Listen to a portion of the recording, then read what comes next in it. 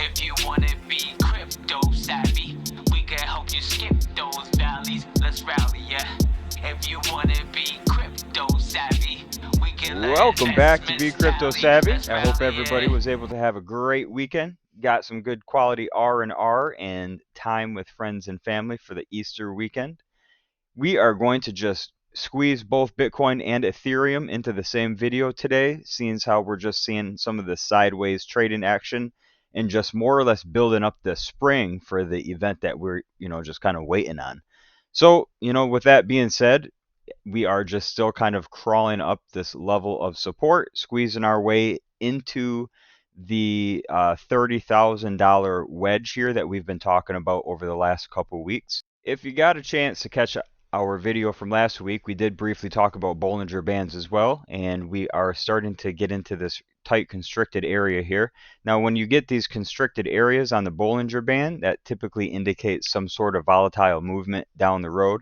You can see that back here as an example, once we got really constricted, you saw the dump and the bounce back up to the top and back down to the bottom again. So it's not even necessarily just like a one direction type of thing. This can just indicate volatility in general in the future. So that is something that we want to keep an eye on. And beyond the Bollinger Bands, I did mention that we have a number of indicators that are signaling that we have a volatile move around the corner. If you look down at the Stochastic Relative Strength Index, you can see that we've been in this oversold area for a number of days that we've been talking about. And a good way to think about this is when you're at or below that 20 line, that's kind of like your recovery zone. Measuring in the strength index when you're in your recovery zone, a lot of times is when you're seeing that sideways choppy action or even a slight pullback as that is building its strength in anticipation for its next move. And the last thing I want to touch on quickly before jumping into the Genie.io range report is pulling up our historical volatility. Now you can see we are down here around 14, 15. Now the last time we were in this kind of a depth on our historical volatility meter is way back here at the very beginning of the year. Since the beginning of the year, Bitcoin has gone up over 70%, and we're starting to get into that same type of low range on our historical volatility meter. So we do have a lot of indicators showing that we are kind of building a spring sort of event. So now we're just kind of waiting in anticipation to see what exactly is going to play out. That seems like a good place to leave this to keep it short and sweet and leave us time to jump over to Genie.io and check out the range report on not only Bitcoin but Ethereum as well. Now, if you are not familiar with what the range report is, I'll throw up a video in the top right corner for you. Feel free to jump into that. That explains everything you'll want to know about the range report, as well as how to get this not only for a 2-week free trial, but also 10% off thereafter. Now, jumping into the news and events, Bitcoin proponents respond to New York Times Bitcoin mining report, the state of Bitcoin Lightning Network in 2023, Bitcoin faces low risk of liquidations, induced price volatility after 70% surge, so on and so forth. Remember, when you have this range report, you're able to click on all of these and read the full articles. Down on the ticker, you can see that Bitcoin is trading at $28,409 at time of recording. The volatility forecast and opportunity zone versus relative value looks like we could probably be seeing a possible peak before a projected dip. Now, this could have something to do with the reports we discussed last week coming out. We have the FOMC meetings FOMC minutes report, which is basically just a recap of the last FOMC meeting that traders will kind of comb through and try and find any hidden indicators or things that may have been overlooked that give them insight into the next FOMC meeting, and that way they can kind of trade and adjust their holdings appropriately.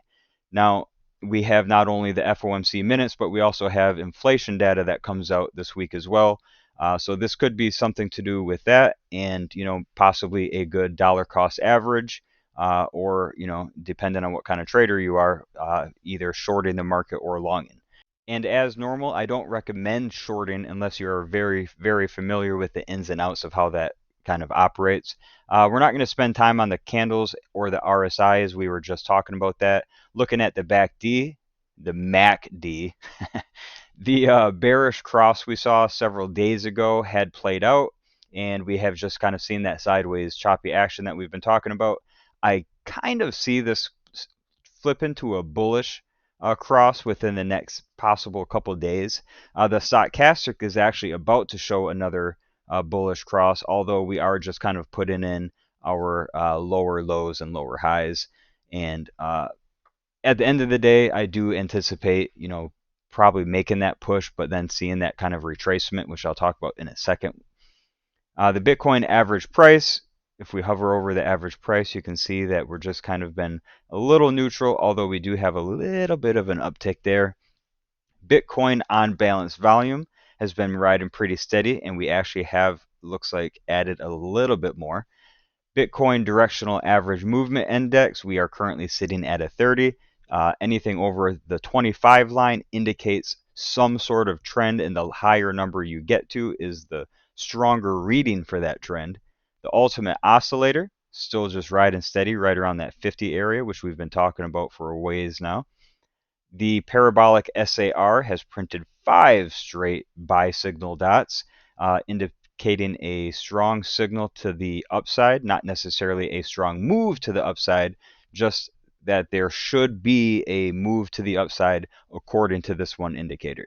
The Fibonacci retracement, I don't believe that we've seen the top of this play out yet, which would then indicate to us where we could expect to see a possible 50% retracement down towards. So we're just going to kind of hold tight on this one yet. The Bitcoin candles with Hikaki over 9 days, we're not going to mess around with too much today either. And the Bitcoin Kopot curve, still just messing around that zero line. We've touched this now 3 different times over the past week. Remember, when we get that cross through there, that indicates that you can expect the move to the downside, and conversely, when you get to the line crossing the zero line to the upside is when you can expect movement following in that direction. Now let's jump over into the Ethereum side of things. And I do just have one quick question. Is your biggest holding Bitcoin or Ethereum, or is your largest bag tied up in another altcoin somewhere? That's just general curiosity, and if you want to throw your answer in the comment section, that would be greatly appreciated. Also, while you're down there, if you've gotten anything of use from this video, you might as well slap that like button. That always helps out the channel. Now, that question is just out of general curiosity, but also I'm going to be adding more TA on other coins as well, so it would definitely help to know what the audience has a general interest in. Not to mention, if you were unfamiliar, the team over at Genie.io is going to be filling up this space with more coins, and top tier coins for that matter. So not only are you going to have access to the range report on Bitcoin and Ethereum, but also it will have several other coins as well. And I know that there was a kind of a sneak peek to one of them, which is Dogecoin, and the rest of them will be coming out here shortly. Now let's jump into the Ethereum range report. Checking this out at first glance, it would appear to see a possible slight pullback throughout the week after possibly testing that $2,000 range. Now you can see that there could be some possible good opportunities for purchasing Ethereum underneath the relative value. If you can purchase underneath the relative value indicator, that's a good value for your asset. When you're buying above the relative value, you're paying a premium for the same asset. Let's move on down. We're not going to spend a lot of time on the candles. The RSI have both been kind of towards the upper echelon of the strength indicator. There is move to the upside. However, I would anticipate the general pullback throughout the week to more than likely play out. As far as our Ethereum MACD, you can see that we are about to see a bearish cross on the MACD. The lines are just intersecting as we speak. So it'll be interesting to see if we're going to see another bounce like we did back here, or if that will finally play out and cross and we can start seeing that playback, or that pullback like we saw up above.